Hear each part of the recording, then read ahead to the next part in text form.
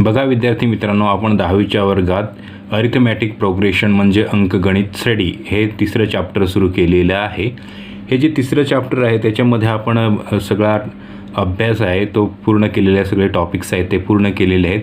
आता हे जे काही आपण टॉपिक्स घेतलेले आहेत, जे काही पॉईंट्स, जे काही फॉर्म्युले घेतलेले आहेत त्याच्या आधारे किंवा त्याचे जे काही ॲप्लिकेशन आहे ते ॲप्लिकेशन आपण इथे करणार आहोत. थोडक्यात आता आपण जे शिकलेलं आहोत त्याच्यावर आधारित एक्झाम्पल सोडवणार आहोत. तर त्याच्यासाठी आपण बघणार आहोत प्रॅक्टिस सेट 3.4. तर आपण लगेचच सुरुवात करूया. प्रॅक्टिस सेट 3.4 म्हणजे सराव संच 3.4. बघा इथे पहिलं एक्झाम्पल आहे. On the 1st January 2016 Sanika decide to save ₹10, ₹11 on second day, ₹12 on third day. If she decide to save like this, then the 31st December 2016, what would be her total saving? सानिकाने 1 जानेवारी 2016ला ठरवले की त्या दिवशी ₹10, दुसऱ्या दिवशी 11, तिसऱ्या दिवशी 12 अशा प्रकारे बचत केली तर 31 डिसेंबर 2016पर्यंत तिची एकूण बचत किती झाली. आता इथे बघा आपल्याला काय म्हटलेलं आहे 2016 म्हणजे 2016. हे 2016 जे आहे ते काय आहे, लीप इयर आहे, लीप वर्ष आहे. लीप वर्ष म्हणजे काय तर त्या वर्षात जे काय फेब्रुवारी असतो तेव्हा 29 दिवस असतात. इतर वेळेस 28 दिवस असतात, तेव्हा 29 दिवस असतात.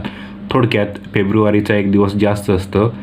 थोडक्यात म्हणायचं झालं तर वर्षाचे दिवस किती असतात 365. पण इथे एक दिवस जास्त असतो म्हणजे 366 होतात, 366. म्हणजे 366 दिवसांची तिने बचत किती केलेली आहे ती आपल्याला काढायची आहे. अर्थातच 366 दिवसांची 366व्या दिवशी नाही तर 366 दिवसांची एकूण बचत काढायला सांगितलेली आहे. त्याच्यामुळे आपल्याला इथे ॲडिशन करावं लागेल, म्हणजेच सम म्हणजेच SN म्हणजेच sum of number of terms हे करावे लागेल. SNचा फॉर्म्युला इथे आपल्याला वापरावा लागेल. मी इथे लिहितो, बघा तुम्ही. बघा इथे मी लिहिले 2016 is leap year so days of year is 366. म्हणजेच 2016 हे लीप वर्ष आहे म्हणून वर्षाचे दिवस 366 होतील. आता ही जी सानिका आहे तिने रोज पैसे जमवलेले आहेत. पहिल्या दिवशी 10, दुसऱ्या दिवशी 11, तिसऱ्या दिवशी 12 ह्या पद्धतीने. तर मग आपण ते सुद्धा लिहूया. लिहितो मी इथे. बघा इथे मी लिहिलं आहे A म्हणजेच 10. पहिल्या दिवसाची बचत आहे ती काय आहे 10 आहे. A म्हणजे काय फर्स्ट टर्म म्हणजेच पहिलं पद म्हणजे आता आपली पहिल्या दिवसाची बचत किती आहे ₹10 मी लिहिलेले आहे. सेविंग ऑफ फर्स्ट डे म्हणजे पहिल्या दिवसाची बचत. आता डी म्हणजे काय difference between savings of each day म्हणजेच प्रत्येक दिवसाच्या बचतीतील फरक. बघा इथे 11 वजा 10 किती 1 येतं. तसंच इथे आपण इथे लिहिणार पुन्हा डी 12 मायनस 11 किती होतं 1. बघा डी इथे 1 आला आहे, इथे 1 आलेलं आहे. हे जे लिहिलेलं आहे ते सेम इथे लिहायचं आहे. So D is equal to 1. डीची किंमत येते 1. ह्या पद्धतीने आता आपल्याकडे आहेत नंबर ऑफ डेज म्हणजेच दिवसांची संख्या. ही जी दिवसांची संख्या आहे 366 बरोबर. हे काय आहेत नंबर ऑफ डेज म्हणजेच इथे आपण असं लिहू शकतो नंबर ऑफ डेज म्हणजेच नंबर म्हणजे काय N किती आला 366. तर ह्या पद्धतीने आपण काय काय घेतलेले ते लिहूया. पहिल्यांदा A जो आपला 10 आहे, D जो आपला 1 आहे आणि N जो आहे 366. त्याच्यानंतर आपण फॉर्म्युला लिहिणार आणि सोडवणार. मी फॉर्म्युला लिहितो इथे.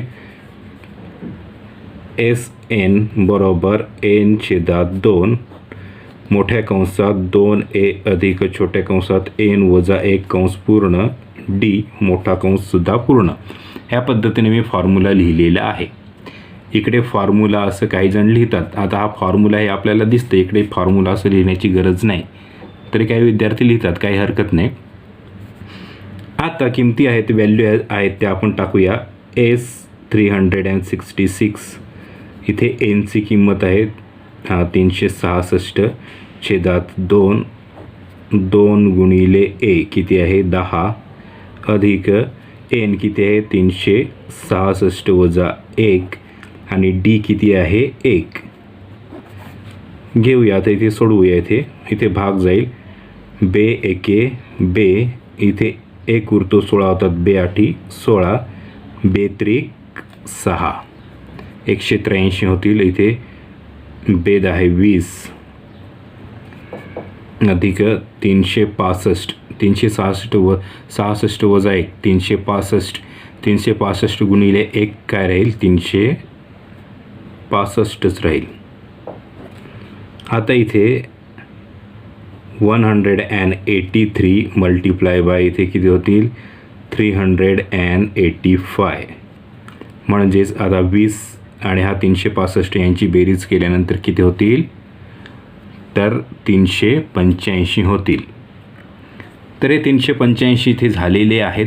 ह्या दोघांचा आपल्याला गुणाकार करायचा आहे. मल्टिप्लिकेशन करून बघूया आपण. मल्टिप्लिकेशन किती येते multiplication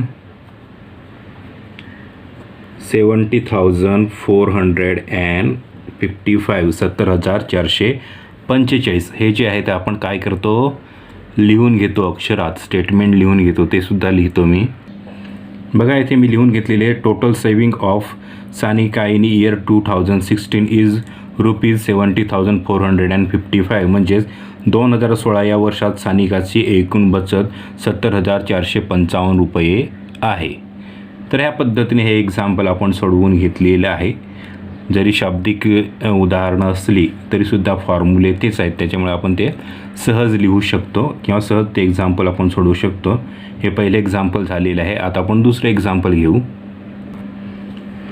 a man borrow ₹8,000 and agree to repay the total interest of ₹1,360 in 12 monthly installment, each installment being less than the preceding one by 40. Find the amount of first and last installment. एक गृहस्थाने ₹8,000 कर्जावर घेतले व त्यावर ₹1,360 व्याज देण्याचे कबूल केले. प्रत्येक हप्ता आधीच्या हप्त्यापेक्षा ₹40 कमी देऊन सर्व रक्कम 12 मासिक हप्त्यामध्ये भरली. तर त्याने दिलेला पहिला व शेवटचा हप्ता किती? हा जो क्वेश्चन आहे तो आपण इथे सोडवणार आहोत. इथे पहिला हप्ता म्हणजेच T1 म्हणजेच ए आपल्याला काढायचा आहे. त्याच्यानंतर आपल्याला शेवटचा हप्ता म्हणजेच लास्ट काय आहे TN. हा TN काढायचा आहे. 2 आपल्याला इथे काढायचे आहेत. आता आपल्याला इथे टोटल जी अमाऊंट आहे ती टोटल अमाऊंट काय आहे ते बघूया आपण. इथे ती जी टोटल अमाऊंट आहे ती मी इथे लिहितो. बघा total amount to be paid म्हणजेच एकूण फेडायची रक्कम किती आहे. एक तर त्याने जे कर्ज घेतलेले किती 8,000 म्हणजे 8,000 कर्ज घेतले ते. त्याच्यानंतर त्याच्यावरचं व्याज किती 1,360 असं दोन्ही मिळून त्याला सगळे पैसे फेडायचे आहेत बरोबर. मग हे जे आहेत ते किती होतात 9,360. हे एवढे पैसे होतात. हे टोटल त्याला फेडायचे आहेत. म्हणजे ही जी एकूण बेरीज आहे ती किती होते 9,360. म्हणजे थोडक्यात आपण म्हणूया so SN is equal to 9,360. म्हणजेच SN म्हणजेच sum of total numbers of terms म्हणजे एकूण पदांची बेरीज. एकूण जी पद म्हणा किंवा एकूण जे हप्ते आहेत त्यांची बेरीज किती होते 9,360 एवढी त्यांची बेरीज होते. तर पुढे हे जे आहे ते आपल्याला माहिती आहे. त्याच्यानंतर जो डिफरन्स आहे तो आपल्याला काय म्हटलेला आहे 40 लेस दॅन प्रिसाइडिंग वन. म्हणजे अगोदरचा जो काही हप्ता भरलेला आहे त्याच्यापेक्षा 40ने कमी. म्हणून आपण इथे डी जो आहे तो आपण डी काय लिहिणार आहोत -40 लेस म्हणजे 40ने कमी अगोदरच्या हप्त्यापेक्षा. म्हणजे याला आपण म्हणूया डिफरन्स. डी म्हणजे -40 हा काय आहे डिफरन्स बिटवीन 2 इन्स्टॉलमेंट म्हणजे 2 हप्त्यामधील फरक आहे तो आपण इथे लिहिलेला आहे. त्याच्यानंतर आपण आणखी आपल्याला म्हटलेलं आहे, काय म्हटलेलं आहे, इन 12 मंथली इन्स्टॉलमेंट्स म्हणजे 12 मासिक हप्त्यामध्ये, म्हणजे हप्त्यांची संख्या आहे, नंबर ऑफ इन्स्टॉलमेंट जे आहे, नंबर ऑफ इन्स्टॉलमेंट ते किती आहेत, 12. मग इथे आपण लिहूया,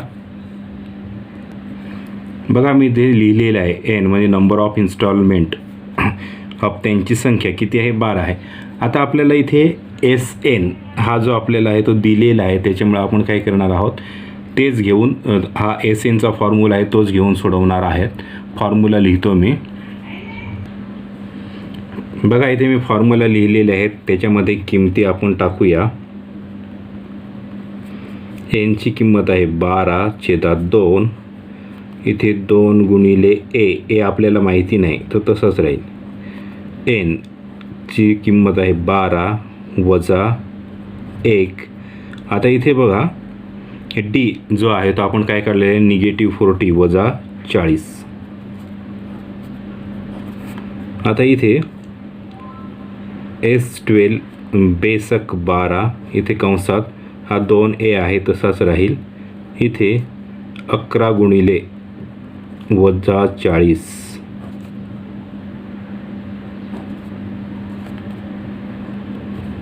ह्या पद्धतीने होऊन जाईल. आता इथे यांचा गुणाकार आहे 6 कंसात 2a आता अधिक 11 चोक 44, हा 0 हा निगेटिव्ह आहे म्हणून निगेटिव्ह, म्हणजेच हा जो आहे तो काय होणार आहे, -440 असं होणार आहे गुणिले 6. हा जो आहे S12 हा जो आहे किंवा एस एन आहे, हा जो एस एन आहे त्याची किंमत काय दिलेली, 9360.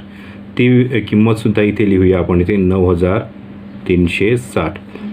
आता हा जो 6 आहे तो काय करेल, इकडे जाऊन काय करणार आहे, भागाकार करणार आहे. तर आपण करूया, तो जो भाग आहे तो भागाकार इकडे आपण करूया. बघा इथे डिव्हिजन भागाकार, 6 इकडे भागाकार करतो, हा भागाकार मी इथे लिहिलेला आहे, 2a प्लस -440 हे आहे तिथेच आहे.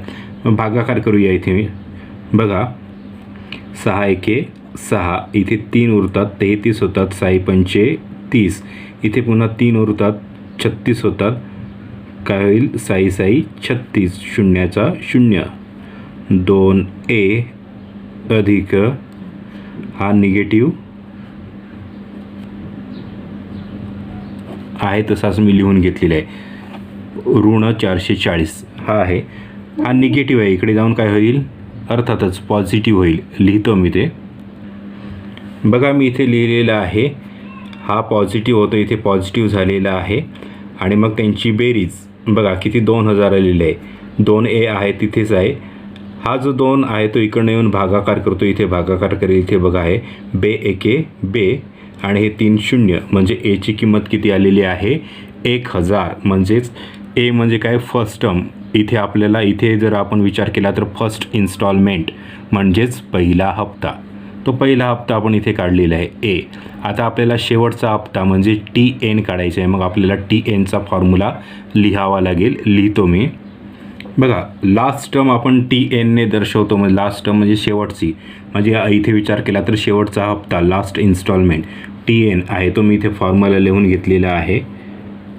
TN = A, याची किंमत इथे आपण आता 1000 काढलेली आहे, plus N number of installment, हप्त्यांची संख्या किती होती ती, 12 वजा 1. डी आहे तो आपण काढलेला आहे, काय आहे तो, ऋण 40 -40 आहे, ते आपण सुरुवातीला लिहून घेतलेत. आता इथे 1000 अधिक 11,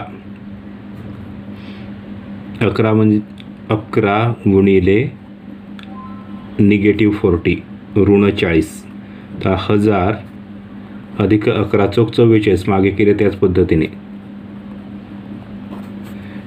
440 आलेले आहे. आता 1000 वजा 440 किती राहतील, किती, 560, 560 बरोबर ना. तर ह्या पद्धतीने हा जो आहे तो काय TN म्हणजे काय, लास्ट इन्स्टॉलमेंट, शेवटचा हप्ता. मग आपण लिहूया इथे, हे आपण लिहून घेतलेलं फर्स्ट इन्स्टॉलमेंट म्हणजे पहिला हप्ता 1000 रुपये. हे बघा, ए म्हणजे काय, फर्स्ट टर्म. इथे विचार केला तर फर्स्ट इन्स्टॉलमेंट म्हणजे पहिला हप्ता, आणि TN म्हणजे लास्ट टर्म. इथे विचार केला तर लास्ट इन्स्टॉलमेंट म्हणजे शेवटचा हप्ता. मग पहिला हप्ता 1000 रुपये, लास्ट इन्स्टॉलमेंट म्हणजे शेवटचा हप्ता 560 रुपये.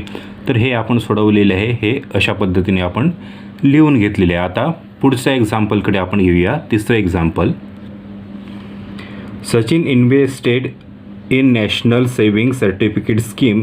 In first year he invested ₹5,000, in second year ₹7,000, in third year ₹9,000, so on.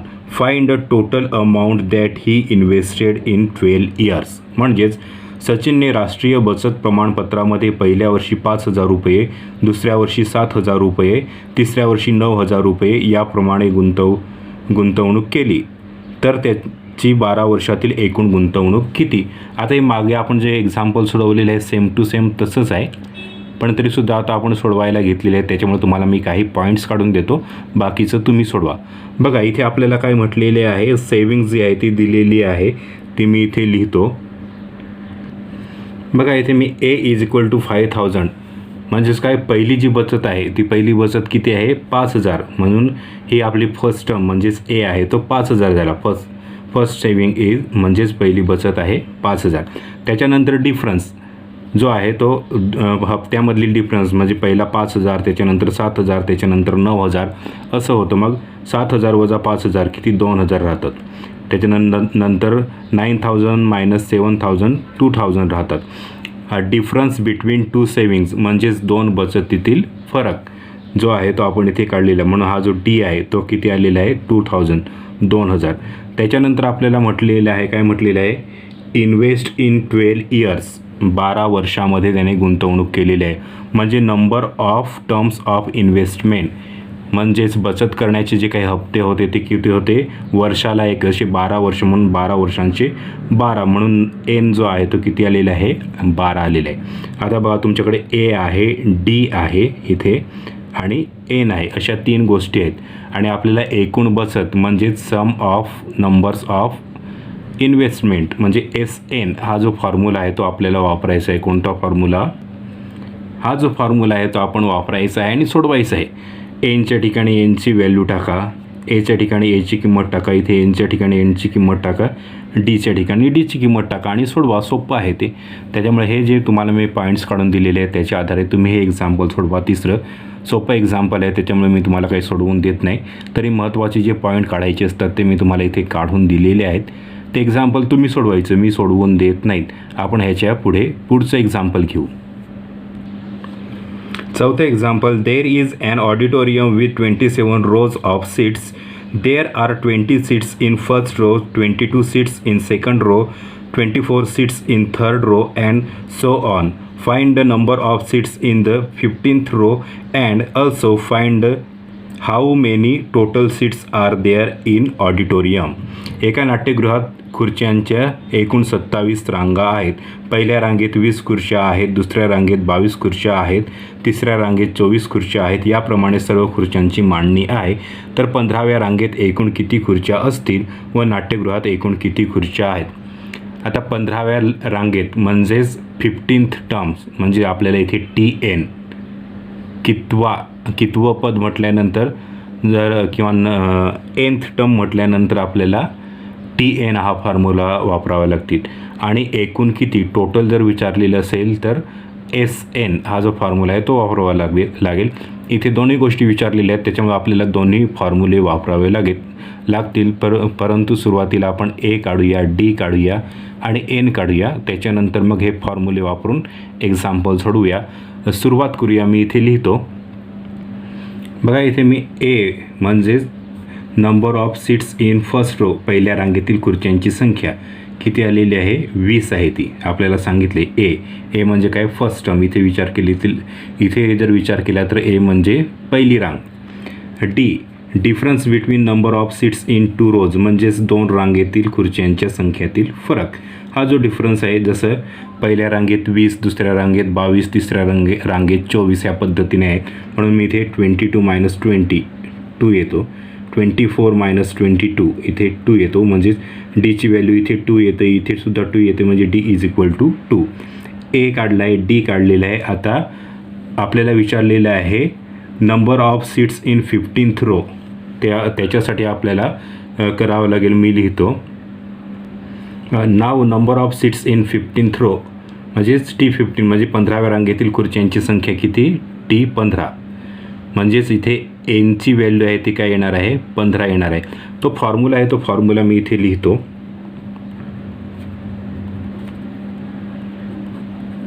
हा फॉर्म्युला मी इथे लिहून घेतलेला आहे. आता आपण ज्या व्हॅल्यूज आहेत त्या टाकूया आणि सोडवायला सुरुवात करूया. बघा इथे ए जो किती आहे तो 20 अधिक एन किती आहे? 15 -1 डी किती आहे? 2.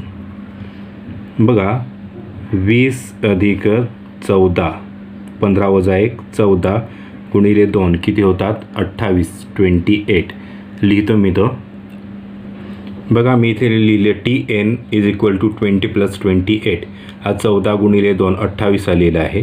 20 अधिक 28 किती होतात? 48. म्हणजे TN म्हणजेच T15 म्हणजे 15व्या रांगेत किती खुर्च्या आहेत? तर 48 खुर्च्या आहेत. त्याच्यानंतर आपल्याला आणखी पुढे म्हटलेलं आहे की total number of chairs in auditorium म्हणजेच त्या नाट्यगृहात असलेल्या एकूण संख्येची बेरीज. आता नाट्यगृहामध्ये किती एकूण खुर्च्या आहेत? तर त्याच्यासाठी आपल्याला नंबर ऑफ रोज म्हणजेच रांगांची संख्या. आता आपल्याला इथे रांगांची संख्या आहे ती किती आहे दिलेली? नाट्यगृहात किती रांगा आहेत? 27 आहेत. प्रश्नामध्ये आपल्याला सांगितलं आहे. बघा प्रश्नामध्ये किती सांगितलं आहे? 27 27. म्हणजे इथे एन जो आहे नंबर ऑफ रोज म्हणजे एन आहे तो किती येईल? 27 येईल. मी लिहितो इथे. बघा इथे मी लिहिलेलं आहे नाव n is equal to number of rows in auditorium म्हणजे नाट्यगृहातील रांगांची संख्या. सो एस एन काय येईल? Total number of seats in auditorium नाट्यगृहातील खुर्च्यांची संख्या किंवा खुर्च्यांची एकूण संख्या. फॉर्म्युला लिहूया. मी फॉर्म्युला लिहितो. हा फॉर्म्युला आहे मी लिहून घेतलेला आहे. व्हॅल्यूज आपण टाकूया. किती आहे संख्या? एन किती आहे? 27. एकूण रांगा किती आहेत? 27. क्वेश्चनमध्ये आपल्याला सांगितलेले आहे. आता इथे बघा S27 इज इक्वल टू आता इथे किती आहेत? 27/2 2 गुणिले एची किंमत काय आहे? ए बरोबर आपण काय बघितलं मागे? ए म्हणजे पहिली रांग किती खुर्च्या होत्या? 20 होते. आता इथे 27 आहे. 27 - 1 डी आहे. तो फरक होता तो कितीचा होता? 2चा होता. पहिल्या रांगेत 20, दुसऱ्या रांगेत 22, तिसऱ्या रांगेत 24 या पद्धतीने म्हणजे 2चा फरक होता. Difference is 2. तो आपण काढलेला आहे. आता आपण इथे सोडवूया. ह्या 2ला 27ने भाग जाणार नाही. इथे 27ला 2ने म्हणून जे आहे तसंच आपण इथे ठेवूया. 20 गुणिले 2 40.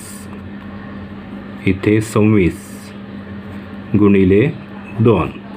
इथे 27/2 इन ब्रॅकेट 40 प्लस 26 2 52. 26 2 52 ह्या पद्धतीने. आता ह्यांचं काय होईल पुढे? 27/2 ह्यांची बेरीज किती होईल? 92 90. बघा इथे 92 बेरीज आलेली आहे. आता 2ने इकडे भाग जाऊ शकतो. आपण भाग देऊया. बेचोक 8 इथे 1 उरतो 12 होतात. बेसक 12. 27 गुणिले 46 हा जो गुणाकार आहे तो आपण साईडला करून बघूया. किती येतो हा गुणाकार? 1242. म्हणजेच एकूण खुर्च्या आहेत. टोटल नंबर ऑफ सीट्स किती आहेत? 1242. 1242 एवढ्या आहेत. अर्थातच ते आपल्याला लिहून घ्यावं लागेल. वाक्यात स्टेटमेंटमध्ये लिहून घ्यावं लागेल. मी लिहितो इथे बघा मी इथे लिहिले number of seats in 15th row म्हणजे 15व्या रांगेतील खुर्च्यांची संख्या किती आहे 48. Total number of seats in auditorium म्हणजेच नाट्यगृहातील खुर्च्यांची एकूण संख्या 1242 म्हणजेच 1242 एवढी आहे. तर ही जी संख्या आहे ती आपण काढून घेतलेली आहे. अर्थातच आता आपण इथे 3-4 एक्झाम्पल सोडवलेली आहेत. सगळी एक्झाम्पल जवळ सेम सारखीच आहेत, म्हणजे तो एकच फॉर्म्युला वापरायचा आणि सोडवायचा. ह्या पद्धतीने सेम टू सेम एक्झाम्पल आहेत. त्याच्यामुळे तुम्हाला ही निश्चितच समजली असतील, सोडवायला सोपी जातील ती. तरी बघूया एखादं दुसरं एक्झाम्पल असेल तर त्या पद्धतीने बघू आपण. Kargil's temperature was recorded in week from Monday to Saturday. All recordings were in AP. The sum of temperatures of Monday and Saturday was 5 degrees Celsius more than the sum of temperatures of Tuesday and Saturday. If the temperature of Wednesday was negative 30 degrees Celsius, then find the temperature of other 5 days. आता हे जे आहे question, Kargil येथे एका आठवड्यातील सोमवार ते शनिवार या दिवसांच्या तापमानाची नोंद केली. त्या नोंदीची अंकगणित श्रेणी आहेत असे आढळले. सोमवार व शनिवारच्या तापमानाची बेरीज मंगळवार व शनिवारच्या तापमानाच्या बेरजेपेक्षा 5 सेल्सिअसने जास्त आहे. जर बुधवारचे तापमान ऋण 30 डिग्री सेल्सिअस असेल तर प्रत्येक दिवसाचे तापमान काढा. आता हे बघा, हा जो क्वेश्चन आहे तो आपण ज्या काय कन्झिक्युटिव्ह टर्म्स आहेत त्या कन्झिक्युटिव्ह टर्म्स आहेत त्या पद्धतीने आपण सोडवू. अर्थात दुसऱ्या पद्धतीने पण सोडवता येईल, पण बहुतेक दुसरी जी पद्धत आहे ते इतर जर दुसरा क्वेश्चन आला तुम्हाला तर ती दुसरी एखादी पद्धत असेल ती कदाचित तुम्हाला वापरता येणार नाही. पण कन्झिक्युटिव्ह ज्या काही टर्म्स आहेत ती जी पद्धत आहे ती तुम्हाला सगळीकडे वापरता येईल. त्याच्यामुळे मी तरी तुम्हाला कन्झिक्युटिव्ह टर्म्स जे आहेत क्रमागत पद त्याच पद्धतीने सोडवून दाखवतो, म्हणजे तुमच्या लक्षात येईल. आणि हीच पद्धत तुम्हाला सगळीकडे वापरतासुद्धा येते, म्हणून तीच पद्धत इथे वापरतो. जसं इथे आपण बघितलं तर आपल्याला म्हटलेलं आहे बघा, वेडनेसडे वॉज -30 डिग्री सेल्सिअस म्हणजे बुधवारचं जे तापमान आहे ते किती आहे ऋण 30. मग हे जे बुधवारचं तापमान आहे वेडनेसडेचं जे तापमान आहे ते जे आहे ते आपण ए मानूया. मग ट्यूसडे आहे म्हणजे एक दिवस अगोदर म्हणजे कमी होईल म्हणजे A-D होईल. त्याच्यानंतर मंडे आहे म्हणजे अजून कमी होईल A-2D होईल. तसे इथे पुढे वेन्सडे नंतर थर्सडे म्हणजेच बुधवार नंतर गुरुवारी काय होईल वाढेल म्हणजे A+D होईल. त्याच्यानंतर शुक्रवारी ते अजून वाढतं A+2D आणि शनिवारी ते अजून जास्त आहे, किती आहे A+3D ह्या पद्धतीने. तर हे जे आहे ते अशा पद्धतीने आपल्याला मांडता येईल. ते मी इथे लिहून घेतो. बघा इथे सोमवारपासून तर शनिवारपर्यंत हे तापमान जे आहेत मी इथे तुम्हाला काढून दाखवली त्या पद्धतीची ती मी इथे लिहून घेतलेली आहेत. आणि आता आपल्या कंडिशन्स आहेत त्या कंडिशन्स आपण लिहूया.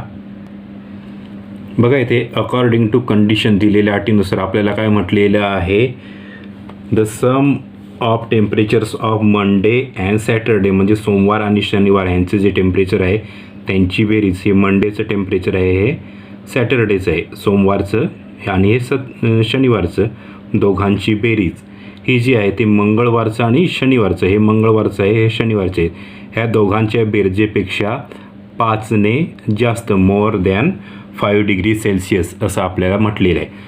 तर हे आपण कंडिशननुसार केलेलं आहे. आता हे जे सगळे आहे ते मी इकडनं घेतो. बघा हा आहे तसंच A-2D प्लस A+3D, हा इकडे ए आहे तो निगेटिव्ह होईल, निगेटिव्ह ए, हा डी पॉझिटिव्ह होईल, हा ए निगेटिव्ह होईल, हा 3 निगेटिव्ह होईल. आता इज इक्वल टू हा 5 आहे तो तिथे ठेवूया सध्या तरी. ह्यांचं जे आहे ते आपण इथे कॅल्क्युलेशन करूया. बघा A+A 2 A होतील, A-A वा A-A 0 होईल म्हणजे हा A-A 0 होईल, हा A-A 0 होईल. त्याच्यानंतर काय राहणार आहे D, बरोबर ना. बघूया आता डी जो आहे तो काय होतो इथे. बघा इथे हा 3D मायनस 3D हे सुद्धा 3D मायनस 3D 0 होईल. आता इथे हा 2D आहे आणि हे 1D आहे. 2मधून 1 गेल्यानंतर एकच राहतो, पण मोठी संख्या निगेटिव्ह आहे म्हणून हा निगेटिव्ह D राहील. Is equal to 5. हा अक्षर आहे, चिन्ह, हे जे लेटर आहे त्याला आपण साईन देत नाही, ते आपण संख्येला देतो, म्हणून D इज इक्वल टू -5. आता डीची व्हॅल्यू आलेली आहे ती काय आलेली आहे -5. त्याच्यानंतर एची व्हॅल्यू म्हणजेच टेम्परेचर ऑफ वेन्सडे, बुधवारचं तापमान जे आहे ते काय आपण काढलेले आहे. बघा ए म्हणजे काय बुधवारचं तापमान, म्हणजे एचं जे काय व्हॅल्यू आहे ती -30 ह्या पद्धतीने, आणि डीची व्हॅल्यू आपण इथे काढलेली आहे. आता ही एची व्हॅल्यू आहे, डीची व्हॅल्यू आहे, ते आपण इकडे एच्या ठिकाणी एची व्हॅल्यू आणि डीच्या ठिकाणी डीची व्हॅल्यू टाकली तर आपल्याला किमती काढता येतील. अर्थातच लिहितो मी ते. बघा इथे मी लिहिलेलं टेम्परेचर ऑफ मंडे म्हणजे सोमवारचं तापमान A-2D, म्हणजेच एची व्हॅल्यू आपण काय काढलेली आहे ती दिलेलीच आहे आपल्याला -30 -2. डीची व्हॅल्यू काय काढलेली आहे आपण -5. म्हणजे हे काय होईल -30 2 × 5 किती होतील 10. निगेटिव्ह इंटू निगेटिव्ह पॉझिटिव्ह, म्हणजेच -30 +10. एक निगेटिव्ह एक पॉझिटिव्ह असले तर नेहमी काय होते वजाबाकीच होते, म्हणून 30 10 गेले राहिले 20. मोठी संख्या निगेटिव्ह आहे म्हणून -20 डिग्री सेल्सिअस. इथे सुद्धा ए काय आहे -30 आणि डी काय आहे -5. दोन्ही निगेटिव्ह आहेत, बेरीज होईल -35 डिग्री सेल्सिअस. इथे ए जे आपल्याला दिलेले आहे -30 डिग्री सेल्सिअस, पुढे ए काय आहे -30. इथे थोडंसं वेगळं होईल. बघा इथे काय होतं ते मी तुम्हाला दाखवतो. बघा हां इथे मी थोडंसं चुकवलेलं आहे मांडायला, -30 -5 -30 -5 असं होईल, म्हणून -30 आणि हा प्लस होईल, निगेटिव्ह हा प्लस होईल. एक निगेटिव्ह आहे एक पॉझिटिव्ह आहे, काय होईल वजाबाकीच होईल, म्हणून 30मधून 5 गेले राहिली 25. मोठी संख्या आहे म्हणून निगेटिव्ह, म्हणून हे निगेटिव्ह. हे -25 येते, हे -25 हे लिहा. इथे जागा नाही आहे त्याच्यामुळे मी इथे लिहित नाही. ह्या पद्धतीने -25 असं येतील. आता इथे -30 प्लस -5 दोन्ही निगेटिव्ह आहेत, बेरीज होईल. आता ह्या -35 डिग्री सेल्सिअस. आता पुढे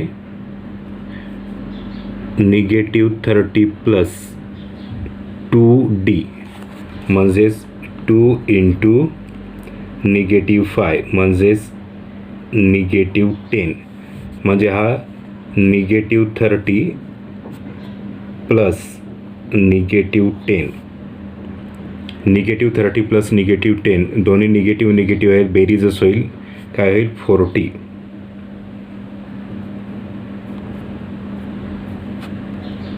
-40 डिग्री सेल्सिअस. आता इथे सुद्धा तसंच आहे. हा -30 प्लस 3 × -5 म्हणजेच -30 प्लस 3 5 15 -15. हा निगेटिव्ह आहे म्हणून निगेटिव्हच राहील, -15 म्हणजेच काय होईल हा किती होणार -45. तर ह्या पद्धतीने आपण काढलेलं आहे. कदाचित तुम्हाला ते थोडंसं मोठं वाटेल, परंतु जेव्हा कन्सिक्युटिव्ह टर्म्स असतात, क्रमागत पदं असतात, तेव्हा हा ए आणि डीवाले जे फॉर्म्युले आहेत तेच वापरायचे. दुसरे पण फॉर्म्युले काही जण तुम्हाला सांगतील आणि शॉर्टकटमध्ये एक्झाम्पल सोडवून देतील, पण प्रत्येक वेळेस शॉर्टकट कामाला येतेच असं नाही. त्याच्यामुळे हे ए डीवाले जे काही फॉर्म्युले आहेत ते तयार करून त्याच पद्धतीने एक्झाम्पल सोडवायचे आहेत. मग कोणत्याही पद्धतीचं जर एक्झाम्पल आलं तरी तुम्ही सहज सोडवू शकता. त्याच्यामुळे सहसा हाच फॉर्म्युला वापरायचा आहे. तर हे एक्झाम्पल आहे, हे सुद्धा आपण कन्सिक्युटिव्ह टर्म्स म्हणजे क्रमागत पद होतं त्या पद्धतीने सोडवून घेतलेलं आहे. हे एक्झाम्पलसुद्धा झालेलं आहे. आता पुढचं शेवटचं जे एक्झाम्पल आहे ते आपण घेऊया. On the world environmental day, a tree plantation program was arranged on the land which is triangular in shape. Trees are planted such that in the first row tree is one tree, in second row there are two trees, in third row there are three trees, and so on. Find the total number of trees in 25 rows. जागतिक पर्यावरण दिनानिमित्त त्रिकोणाकृती भूखंडावर वृक्षारोपणाचा कार्यक्रम आयोजित करण्यात आला. पहिल्या ओळीत एक झाड, दुसऱ्या ओळीत 2 झाडे, तिसऱ्या ओळीत 3, याप्रमाणे 25 ओळीत झाडे लावली. तर एकूण किती झाडे लावली? ट्रायंग्युलर शेप मी तुम्हाला इथे करून दाखवतो. असं एका रांगेत एक झाड, त्याच्यानंतर दुसऱ्या रांगेत 2 झाडं, त्याच्यानंतर तिसऱ्या रांगेत 3 झाडं, त्याच्यानंतर चौथ्या रांगेत मध्ये 4 झाडं. ह्या पद्धतीने हे बघा ट्रायंगल तयार होतं, ट्रायंग्युलर शेप तयार होते. अशी किती आहेत? 25 रोज आहेत. इथे मी लिहून घेतो म्हणजे तुमच्या लक्षात येईल.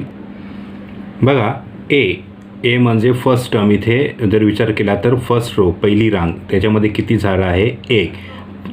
ट्रीज इन फर्स्ट रो, पहिल्या रांगेतील झाडे. D difference between number of trees in 2 रोज, 2 रांगातील झाडांच्या संख्येतील फरक. पहिल्या रांगेत 1, दुसऱ्या रांगेत 2, तिसऱ्या रांगेत 3, ह्या पद्धतीने आहेत. म्हणून 2 वजा 1 1 राहतो, 3 वजा 2 1 राहतो, म्हणून डिफरन्स जो आहे तो 1 राहील. त्याच्यानंतर नंबर ऑफ रोज जे आहेत, नंबर ऑफ रोज म्हणजे n 25 आहेत. आपल्याला 25 रांगातील विचारलेले आहेत. इन द 25 रोज 25 रांगातील झाडांची संख्या काढा असं म्हटलेलं आहे. तर आपण ते टोटल नंबर ऑफ ट्रीज आहेत काढणार आहोत. टोटल नंबर ऑफ ट्रीज म्हटल्यानंतर SN हाच फॉर्म्युला वापरावा लागेल. मी वापरतो तो. बघा इथे मी घेतलेला आहे, आता फॉर्म्युला लिहिलेला आहे. S25 25/2 2 गुणिले एची व्हॅल्यू किती आहे? 1 अधिक n किती आहे? 25 वजा 1. डी किती आहे? डी पण 1च आहे. आता इथे बघा 25/2 2 एके 2 अधिक 24 25 वजा 1 24 गुणिले 1 24च राहतील. आता हे जे कॅल्क्युलेशन आहे ते आपण कॅल्क्युलेशन करूया. बघा किती होतील हे? 25/2 2 आणि 25ला भाग जात नाही. इथे 24 अधिक 2 26 होतील. बघा बे एके बे 6 म्हणजे 2 आणि इथे भाग दिल्यानंतर 13 राहतील. 13 म्हणजे 25 × 13 असं होईल. मी लिहितो. बघा 25 गुणिले बे एके बे 6 गुणाकार करूया आपण. इथे किती येतं?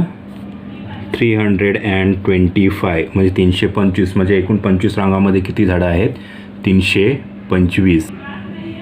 Total number of trees in 25 रोज 325 म्हणजेच 25 रांगातील झाडांची संख्या किती आहे? 325 आहे. तर हा जो प्रॅक्टिस सेट होता 3.4 सराव संच 3.4 हा आपण इथे सोडवून घेतलेला आहे. अर्थातच हे जे चॅप्टर आहे अरिथमॅटिक प्रोग्रेशन म्हणजे अंकगणित श्रेणी, ह्याच्यातला हा शेवटचा प्रॅक्टिस सेट होता जो आपण इथे पूर्ण केलेला आहे. त्याच्यामुळे आपण इथे थांबूया. पुढच्या तासाला पुढचा अभ्यास घेऊ. तोपर्यंत धन्यवाद.